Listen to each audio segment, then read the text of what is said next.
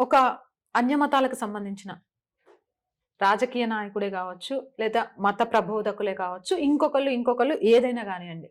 వాళ్ళు వాళ్ళ గ్రంథాలు వాళ్ళకున్నటువంటి మత పుస్తకాలకు సంబంధించి గాని, వాళ్ళ మతం గురించి గాని ఒక్క మాట మాట్లాడాలంటే భయపడతారు గదా! మరి హిందువుల్లో మాత్రం ప్రతి ఒక్కరు పనిగట్టుకొని కూర్చొని, ప్రతి దాని మీద విమర్శ చేసి హీరో అయిపోవాలని చూస్తుంటారు. ఎందుకు? ఒకటి మనది ఫ్లెక్సిబుల్ సొసైటీ. నిజంగా దీనికి కూడా మనం గర్వపడాలి. హ్మ్. విమర్శను ఎప్పుడు కూడా మనం స్వాగతిస్తాం. మనది ప్రవహించే గంగ. అందుకే నిత్య నూతనంగా ఉంటది. ఇప్పుడు కాదు. కనాద మహర్షి కనాదుడు అనేటువంటి మహర్షి ఒకాయన ఉన్నాడు. విమర్శకుడు. అంటే నాస్తికవాదానికి కూడా మహర్షి స్థానం ఇచ్చి పూజించినటువంటి గొప్పదైనటువంటి కల్చర్ ఇది. హ్మ్. కాబట్టి ఎంతైతే విమర్శలొస్తాయో అంత దీంట్లో ఉన్న గొప్పతనం అంత ఎక్కువ చర్చ జరుగుతుంది. హ్మ్.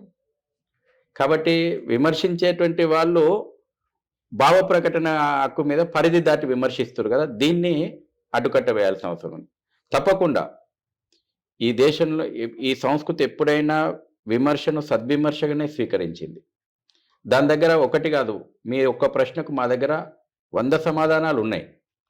కానీ మనోభావాలు గాయపరిచేలాగా అదుపు తప్పి భావ ప్రకటన స్వేచ్ఛ పేరు మీదన ఈ దేశానికి వ్యతిరేకంగా మాట్లాడొచ్చు. భారత్ తేరే తుకుడే తుకుడే అనవచ్చు.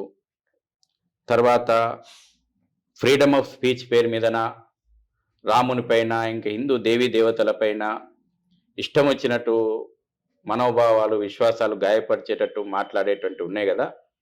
వీటిని అరికట్టాల్సినటువంటి అవసరం ఉంది. దానికోసం కఠినమైనటువంటి చట్టాలు అవసరం ఉన్నాయి. ఇది కూడా ఈ రోజున ప్రభుత్వాల దృష్టికి మేము తీసుకొచ్చినాం. కఠినమైనటువంటి చట్టాలు అవసరం ఉన్నాయి. ఇవాళ ఎందుకు అంటే సమాజము ఒక రకమైనటువంటి రాక్షస ప్రవృత్తి అంటారు దాన్ని. అంటే ఒకరి విశ్వాసాలను గాయపరిచి, ఒకరి మనోభావాలను కించపరిచి ఆనందం పొందడం అన్నట్టు. ముఖ్యంగా వాళ్ళు ఇవాళ నాస్తికవాదులు, హేతువాదులు వాళ్ళు కేవలం హిందుత్వాన్ని విమర్శించడానికి ముసుగేసుకున్నటువంటి తొడుగులు అవన్నీ కూడా. వాళ్ళ ఎజెండా అంతా కూడా విదేశాల నుంచి ఆపరేట్ అవుతుంది. కానీ కొన్ని సార్లు చాలా బాధగా అనిపిస్తూ ఉంటది. అర్థం తెలిసి మాట్లాడతారా? తెలియక మాట్లాడతారా? గోవు నుంచి మొదలు పెడితే సరస్వతీదేవి దాకా అసలు అక్కడ ఉన్న ఆడవాళ్ళు ఎలా తీసుకుంటారు? లేకపోతే ఆ ధర్మాన్నే నమ్మిన వాళ్ళు ఎలా? మా పుట్టుకే ఇక్కడి నుంచి కదా! ఇప్పుడు క్రీస్తు పూర్వం, క్రీస్తు శకం అని మనం చదువుకుంటాం. అంటే క్రీస్తుకు పూర్వం ఉంది. అల్లాకు సంబంధించి పలానా అని చెప్తాం. 2024 సంవత్సరంలో ఉన్నాం కదా!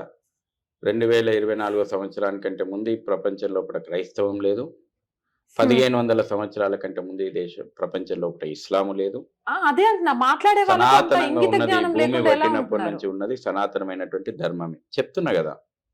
ఇవాళ ఈ రకమైనటువంటి అరువు తెచ్చుకున్నటువంటి భావజాలం, విదేశీ భావజాలం, ఇతర యొక్క ఎజెండాలు, విదేశీ మిషనరీల ఎజెండాలు ఇక్కడ ఈ దేశం లోపల మోస్తున్నారు.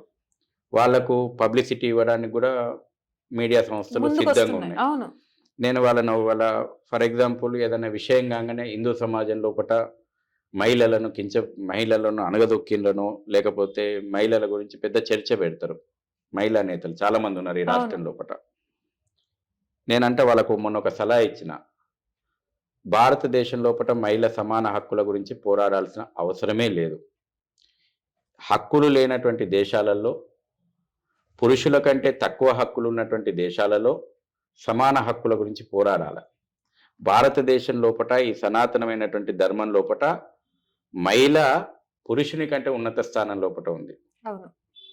ఇది కుటుంబ వ్యవస్థ గొప్పతనం, సనాతన ధర్మం యొక్క గొప్పతనం. ఇది అర్థం కావాలి కదా! ఇది అర్థం అయ్యి మాట్లాడుతున్నారు వాళ్ళు, అర్థం కాక కాదు. విమర్శ కోసం విమర్శ వాళ్ళది. తర్వాత మహిళల గురించి గొప్పగా మాట్లాడేటోళ్ళు మొన్న త్రిపుల్ తలాక్ తీసేస్తే అది వాళ్ళ మతపరమైనటువంటి హక్కు అంటారు. అక్కడ మహిళా హక్కులు గుర్తురావు.